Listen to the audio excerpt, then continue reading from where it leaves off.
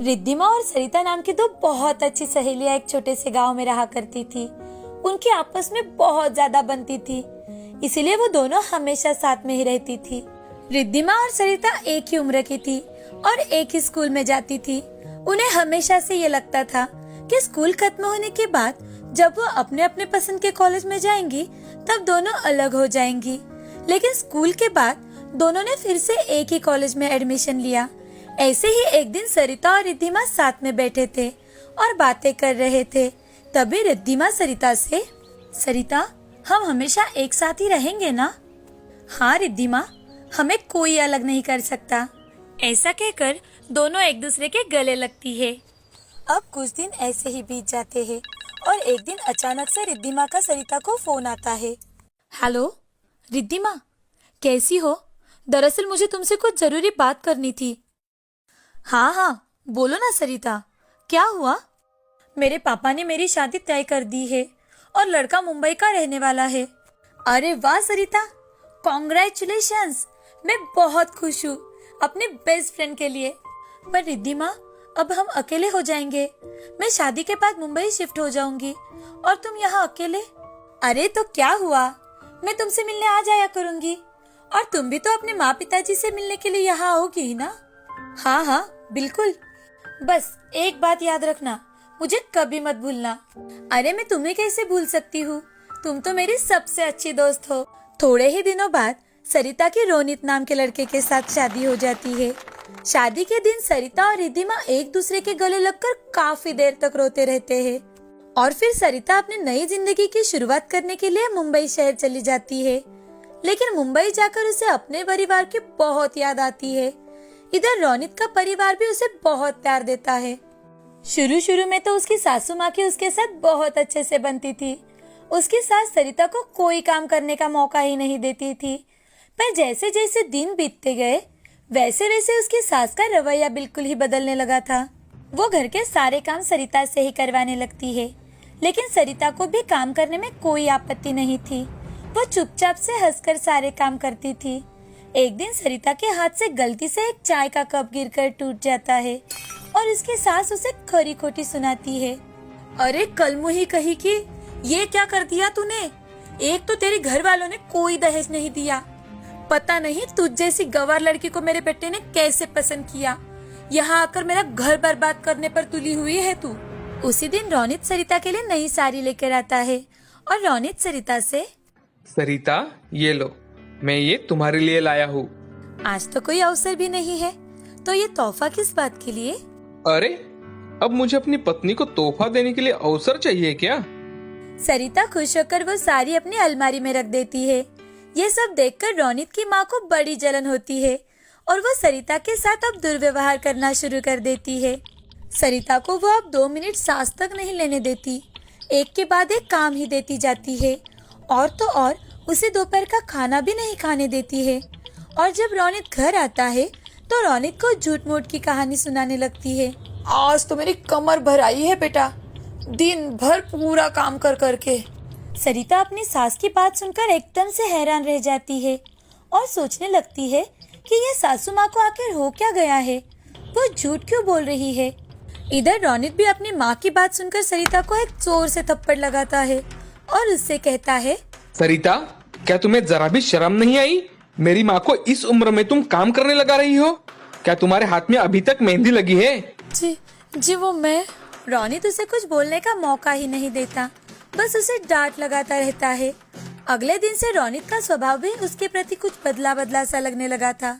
उस रात रोनित की माँ बेटे के सामने झूठ मूठ का नाटक करती है कि बहू ने उसे धक्का दिया और इसी कारण वो गिर गई और उससे उसे बहुत चोट आई है। इस बार भी रोनित ने अपनी माँ पर ही विश्वास किया। अब ऐसा अक्सर ही होने लगा था, लेकिन सरिता ने बर्दाश्त करने की सीमा पार कर दी थी। सरिता अपनी सास को माँ का दर्जा देती थी, उनका सम्मान करती थी, इसीलिए आज तक वो चुप रही। एक दिन सरिता को रिद्धिमा का फोन आता है। वो फोन पर, सरिता मैडम, आजकल कहाँ हो तुम? मुझे भूल गई हो क्या? या फिर कोई खुशखबर तो नहीं आ रही? अरे तुम भी ना रिद्धिमा, कैसी बहकी बहकी सी बातें कर रही हो? तुम्हें भला कोई कैसे भूल सकता है? हाँ हाँ हाँ, और बताओ कैसे चल रही है तुम्हारी शादीशुदा जिंदगी? मत पूछो यार, अब क्या बताऊं तुम्हें। अरे अब बताओ भी, मुझसे क्या छुपाना। सरिता रिद्धिमा को सारी बात बता देती है। मेरे पास एक प्लान है, तुम बस मैं जैसे कहूँ वैसे ही करती जाओ। देख कैसे मजा चकाती हूँ मैं इन लोगों को। नहीं नहीं रिद्धिमा, ये सब रहने दो, इसकी कोई जरूरत नहीं है, मैं मैनेज कर लूंगी। अब रिद्धिमा उसकी एक नहीं सुनती और सरिता को अपने घर बुला लेती है। साथ ही सरिता जैसी दिखने वाली एक हमशक्ल लड़की को उसके ससुराल में भेज देती है। वो हमशक्ल लड़की सरिता की सास से घर के सारे काम करवाती है और उसे धमकाती भी है। ए बुढ़िया, अगर तुमने अपने बेटे को कुछ बताया ना तो मैं ये जहर खा लूंगी और पुलिस स्टेशन में तुम्हारा ही नाम बताऊंगी, समझी? आज से घर के सारे काम तुम ही चुपचाप करोगी, समझी ना? उस दिन से रौनित की माँ का तो जैसे जीना ही हराम हो जाता है और वो सोच में पड़ जाती है, ये सरिता को क्या हुआ है? आज तक तो ये चुपचाप मेरी सारी बातें मान लेती थी, इसे अचानक क्या हो गया? और ये दिखने में भी थोड़ी सी अचानक से अलग अलग सी क्यों लग रही है? उस दिन सरिता की हमशक्ल सरिता की सास को और रौनित को अच्छा सबक सिखाती है। एक दिन रौनित की माँ रौनित के पास जाकर उससे, बेटे, ये शायद मेरे ही बुरे कर्मों की सजा है। मैं ही बहू की झूठी कहानियां तुम्हें बताया करती थी, उसे बहुत सताया करती थी। जब तुम उसे डांटते थे तो मुझे बहुत अच्छा लगता था, लेकिन मुझे पता नहीं था कि बहू इतनी बदल जाएगी। माँ, आपने ये क्या किया? तुमने तो मेरा जीवन ही नर्क बना कर रख दिया है। आपकी वजह से सरिता ये सब कर रही है, आए दिन मरने मारने की बातें करती है। ये आपने अच्छा नहीं किया माँ। मुझे माफ कर दो बेटा, मुझसे बहुत बड़ी भूल हो गई है। तभी सरिता की हमशक्ल उनके सामने आ जाती है और सरिता की सास से, अगर तुम्हें माफी मांगनी ही है तो सरिता से मांगो। और रौनित, क्या तुम्हें एक बार भी नहीं लगा कि बीवी की एक बात तो सुन ले? बस माँ की ही बात सुने जा रहे थे। अगर तुमने सरिता की एक बात मानी होती तो आज ये दिन नहीं आता। सरिता की बात मतलब? तुम कौन हो? तभी सरिता और रिद्धिमा घर में आ जाते हैं। सरिता और उसकी हमशक्ल को एक साथ खड़ा देखकर रौनित और उसकी माँ चौंक जाती है और वो सोच में पड़ जाते हैं कि असली बहू कौन है। तभी रौनित, सरिता, मुझे माफ कर दो, मुझे तुम्हारी बात सुन लेनी चाहिए थी। मैं माँ की बातों में आ गया, मुझे माफ कर दो सरिता। बहू, हो सके तो मुझे माफ कर दो। मैं आज से तुम्हें कभी तंग नहीं करूंगी, लेकिन तुम ही इस घर में रहो, तुम्हारी हमशक्ल नहीं चाहिए। कभी ऐसा मत करना बहू। सास की ये सारी बातें सुनकर रिद्धिमा और सरिता की हमशक्ल जोर जोर से हंसने लगती है। रौनित के चेहरे पर भी अनजाने में एक हल्की सी मुस्कान आती है। उस दिन के बाद जब भी सरिता थोड़ी सी ऊंची आवाज में बात करती तो उसकी सास उससे पूछती, क्या तुम ही असली बहू हो? शिव नाम का एक कारपेंटर अपनी पत्नी गीता और बेटा शुभम के साथ रहता था। वो दिन रात मेहनत करता और अपने परिवार का पेट भरता था। शिव बहुत ही सुंदर सुंदर अलग अलग तरीके के दरवाजे, खिड़कियाँ, कुर्सियाँ बनाता था। सब लोगों को उसकी बनाई चीजें बहुत पसंद आती थी। शिव का बेटा भी अपने पापा की तरह कारपेंटर बनना चाहता था, लेकिन शिव उसे पढ़ा लिखा कर अच्छा आदमी बनाना चाहता था। एक दिन शुभम अपनी माँ से, माँ, कल से मैं भी काम करने अपने पिताजी के साथ जाऊंगा, मुझे स्कूल में जाना पसंद नहीं है। ये क्या बात कर रहे हो बेटा? तुम्हारे पिताजी तुम्हें पढ़ा लिखा कर बड़ा आदमी बनाना चाहते हैं और तुम हो जो उन्हीं की तरह बनना चाहते हो। तुम्हें पता भी है तुम्हारे पापा कितना काम करते हैं, तब जाकर हमें कुछ खाने को मिलता है। अपनी माँ की बातें सुनकर शुभम को बिल्कुल अच्छा नहीं लगता, वो रोने लगता है। तभी काम खत्म कर शिव घर आता है तो शुभम को रोते देख शिव गीता से, क्या हुआ शुभम, क्यों रो रहे हो? क्या तुमने उसे कुछ कहा है? गीता शुभम की बताई सारी बातें शिव को बताती है। तब शिव शुभम से, ठीक है, कोई बात नहीं, कल से तुम मेरे साथ काम पर आ जाना। अब हम पहले खाना खाते हैं और खाना खाने के बाद दोनों बाहर घूमने जाएंगे। तभी गीता खाने के लिए रोटी और चटनी लाती है। उसे देखकर शुभम गीता से, मैं रोटी नहीं खाऊंगा, मुझे चटनी और रोटी बिल्कुल पसंद नहीं है। खाना है तो खाओ, नहीं तो रहने दो, भूखे पेट ही रह जाओ। घर में कोई सब्जी है ही नहीं तो मैं क्या खाना पकाऊं? तुम्हारे पापा की इतनी कमाई तो है नहीं कि हम हर रोज कुछ न कुछ अलग अलग बनाकर खाए। शुभम अपनी माँ की बातें सुनकर चुपचाप से खाना खा लेता है। अब शिव शुभम को साइकिल पर बिठाकर जहाँ बड़े बड़े लोगों के बंगले थे वो दिखाने के लिए लेकर जाता है। उसी वक्त उनके सामने गाड़ी आकर रुक जाती है। शिव और शुभम गाड़ी की तरफ देखते हैं। गाड़ी के अंदर से एक आदमी उतरकर शिव के पास आता है और कहता है, शिव, तुमने मुझे पहचाना नहीं? मैं तुम्हारा बचपन का दोस्त हूँ, स्वप्निल। अरे पापा की ट्रांसफर की वजह से हम लोग यहाँ से दिल्ली शिफ्ट हो गए थे, इसलिए हमारा मिलना नहीं हुआ था। हम बचपन में साथ खेलते थे, क्या तुम सब भूल गए? अरे चलो हमारे साथ घर चलो। उसी वक्त स्वप्निल का बेटा पार्थ गाड़ी से उतरकर नीचे आता है और स्वप्निल के पास आकर स्वप्निल से, डैड, ये अंकल कौन है? मैंने तो इन्हें कभी नहीं देखा।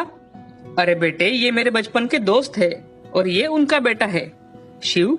ये मेरा बेटा है पार्थ। चलो अब मेरे साथ घर चलो। स्वप्निल, आज नहीं, फिर कभी आऊंगा। अरे अरे बिल्कुल नहीं, यही तो रहा मेरा घर, चलो अंदर।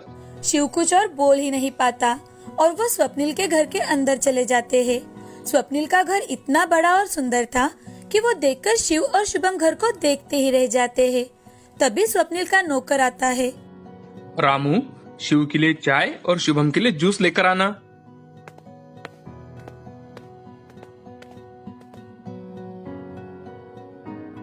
नौकर शिव को चाय और शुभम को जूस देकर वहाँ से चला जाता है।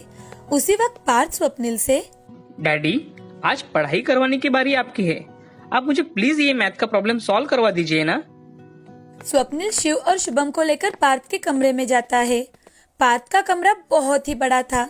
जितना शुभम का घर था उतना बड़ा पार्थ का कमरा था, जहाँ पर बड़े बड़े खिलौने, नई नई किताबें, लैपटॉप, कंप्यूटर रखे हुए थे, जो देखकर शुभम चौंक जाता है। पार्थ अपना लैपटॉप शुरू करता है। डैड, मुझे लैपटॉप पर ही मैथ का प्रॉब्लम सॉल्व करके बताओ। ठीक है बेटे, मैं तुम्हें अभी सॉल्व करके दिखाता हूँ। शुभम बेटा, तुम भी आओ। शुभम पार्थ के लैपटॉप को देखता है तो देखता ही रह जाता है। उसे लैपटॉप देखकर बहुत खुशी होती है। थोड़ी ही देर में शिव और शुभम अपने घर लौटने निकलते हैं। घर जाते जाते शुभम शिवा से, पापा, मुझे भी पार्थ जैसा ही लैपटॉप चाहिए। बेटे, हमारे लैपटॉप खरीदने इतनी हैसियत नहीं है। हम 2 वक्त की रोटी भी बड़ी मुश्किल से खाते हैं, तो मैं तुम्हें नया लैपटॉप कहाँ से ला कर दूं? रुको बेटा, मैं अभी आता हूँ। शिव पास के ही दुकान में जाता है और दुकान में से पुराने, एक साइड से प्लेन वो पेपर इकट्ठा कर शुभम को ला कर देता है। ये तो पेपर है, मैं इसका क्या करूँ? बेटा, तुम इसके ऊपर अपनी पढ़ाई कर सकते हो। हमारे पास तो कोई लैपटॉप नहीं है, लेकिन अगर तुम चाहो तो इसके ऊपर लिखकर पढ़ाई कर सकते हो। यही तुम्हारा लैपटॉप होगा। अपने पिताजी की बात सुनकर शुभम बहुत दुखी हो जाता है। अब वो मन में ठान लेता है और मन ही मन, अब मैं बहुत पढ़ाई करूँगा और बड़ा आदमी बनूंगा। अब वो घर जाकर सो जाते हैं। दूसरे दिन सुबह उठकर शिव शुभम से, शुभम उठो, चलो, तुम आज मेरे साथ काम पर आना चाहते हो ना? चलो जल्दी तैयार हो जाओ। नहीं पापा, मैंने सोच लिया है कि मैं भी स्वप्निल अंकल जैसा बड़ा आदमी बनूंगा और मेरे साथ आपके सारे सपने पूरे करूंगा। उसके बाद शुभम अपनी पढ़ाई जी जान लगा कर करता है। अच्छी पढ़ाई के कारण स्कूल में शुभम को स्कॉलरशिप भी मिलती है। स्कॉलरशिप मिलते ही शुभम बहुत ज्यादा खुश हो जाता है और घर आकर शिवा से, पापा देखो, मुझे स्कूल से स्कॉलरशिप मिली है। अब मैं इस स्कॉलरशिप से कंप्यूटर खरीदूंगा। शुभम की मेहनत देख शिव और भी ज्यादा मेहनत करता है और उसे एक पुराना कंप्यूटर खरीद कर दिलवाता है। अब शुभम को समझ में आ चुका था कि पढ़ाई का उसके जीवन में क्या स्थान है। उसकी मन लगाकर की जाने वाली पढ़ाई देख उसके माँ पिताजी भी अब बहुत खुश है। इस कहानी से हमें ये सीख मिलती है कि हमें अगर किसी बात को बच्चे को समझाना है तो मारपीट कर नहीं समझाना चाहिए, बल्कि उसे अलग अलग प्रकार से समझाना चाहिए। एक समय की बात है, राजापुर नाम के शहर में विशाल और वामन नाम के 2 दोस्त रहते थे। दोनों प्याज का व्यापार किया करते थे। उन दोनों में विशाल बहुत ही लालची था। विशाल हमेशा व्यापार उसके इच्छा के अनुसार होना चाहिए ऐसा सोचता था। दूसरी तरफ वामन एक बहुत ही अच्छा इंसान था। वह हमेशा हालातों के अनुसार व्यापार करने की सोचता था। विशाल और वामन दोनों बाजार में साथ में ही दुकान लगाकर प्याज का व्यापार करते थे। दोनों हमेशा आसपास के गांव में जाकर प्याज की खेती करने वाले किसानों से कम दामों में बहुत ही मात्रा में प्याज खरीदते थे और शहर में मार्केट में अपना दुकान लगाकर बेचते थे। प्याज दे लो, ताजा ताजा प्याज दे लो भाई। जोर जोर से चिल्लाकर विशाल और वामन प्याज बेच रहे थे। तभी एक आदमी प्याज खरीदने के लिए उनके दुकान पर आता है। अरे भाई 1 किलो प्याज कैसा दिया? जी 50 रुपए भाई साहब। अरे प्याज के दाम बढ़ गए हैं क्या? हाँ जी, दाम बहुत बढ़ गए हैं अभी। मुझे 10 किलो प्याज चाहिए, क्या तुम मुझे 40 रुपए के दाम में दे दोगे? ठीक है, ले लीजिए। ये क्या बात हुई वामन, तुमने 40 रुपए में हाँ कर दिया? तुम कुछ नहीं जानते हो, रुको मैं बात करता हूँ। भाई साहब, आप 10 किलो भी लोगे तो भी 40 रुपए के दाम में प्याज नहीं मिलेगा। देखो 50 रुपए के दाम से लेना हो तो लो, बाकी आपकी मर्जी। विशाल के ऐसे कठोर तरीके से बात करने के कारण वो आदमी वहाँ से चला जाता है। अरे विशाल, हमारे पैसे तो हमें मिल रहे थे ना, तो तुम्हें उस आदमी से ऐसे बात करने की क्या जरूरत थी? अगर वामन एक आदमी को इतने दाम में प्याज बेच दिए तो उसी वक्त सारे लोग एक के बाद एक हमारे पास इसी दाम में खरीदने आएंगे। हमें खरीदे हुए पैसों से ज्यादा दाम में प्याज बेचना होगा, वरना हमारा बहुत नुकसान होगा। कल देखना वही आदमी हमारे पास आएगा और इसी दाम में प्याज खरीदेगा। तुम ज्यादा मत सोचो भाई। विशाल की बातें सुनकर वामन कुछ कहता नहीं है और अगले दिन विशाल के बात के अनुसार वही आदमी प्याज खरीदने के लिए वापस दुकान पर आता है। ठीक है भाई, तुम्हारे ही दाम में 10 किलो प्याज दे दो। विशाल प्याज देकर पैसे लेता है और वामन से, देखा तुमने वामन, कल अगर हमने 40 के दाम में प्याज बेचा होता तो हमारा 100 रुपए का नुकसान हुआ होता। विशाल भाई, हमेशा इतना जिद्दी होना अच्छी बात नहीं है। हमें हमेशा परिस्थितियों के अनुसार ही चलना होगा, वरना आगे हमें बहुत कठिनाइयों का सामना करना पड़ेगा। अगर तुम्हारी बात मानकर चलेंगे तो सिर्फ घाटा ही मिलेगा हमें। वामन अपने दोस्त के खिलाफ कुछ भी नहीं कह पाता। दुकान में प्याज कम होने के कारण अगले दिन दोनों प्याज खरीदने के लिए आसपास के गांव के किसानों के पास जाते हैं और प्याज खरीद कर लाते हैं।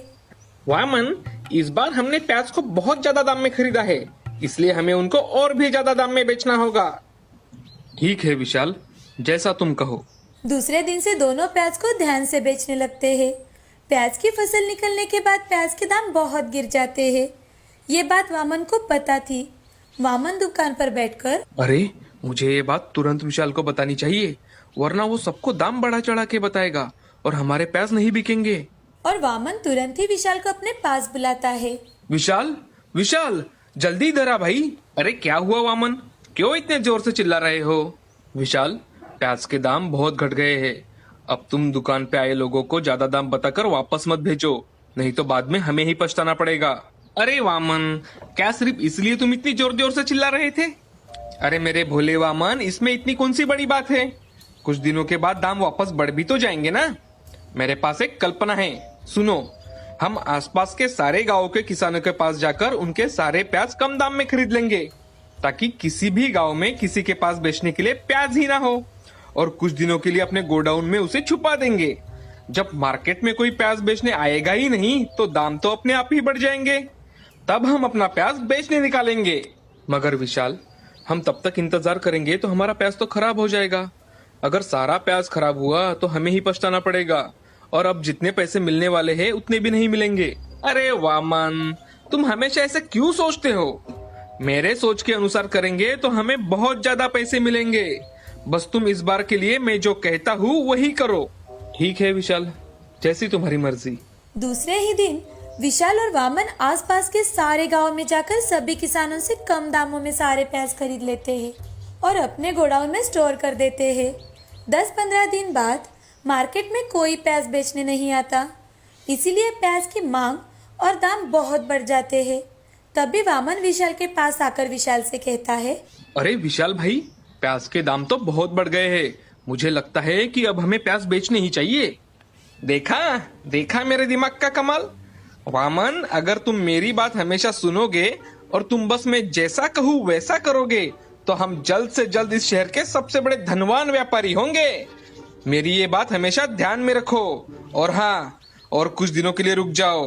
अभी तो सिर्फ 80 रुपए दाम है, और थोड़े दिन रुको, इस बार तो हम मुनाफा ही मुनाफा कमाएंगे। अरे दोस्त, 80 भी बहुत होते हैं, हमें अब प्याज बेच देने चाहिए। अरे भाई, फिर वही बात। रुको जरा, मैं जैसा कहता हूँ वैसा ही करो बस। वामन अपने दोस्त की बात मानता है और प्याज ना बेच के वैसे ही रखता है और दाम बढ़ने का इंतजार करता है। ऐसे ही कुछ दिन बीत जाते हैं। कुछ दिनों बाद विशाल को पता चलता है कि प्याज के दाम अब बहुत बढ़ गए हैं।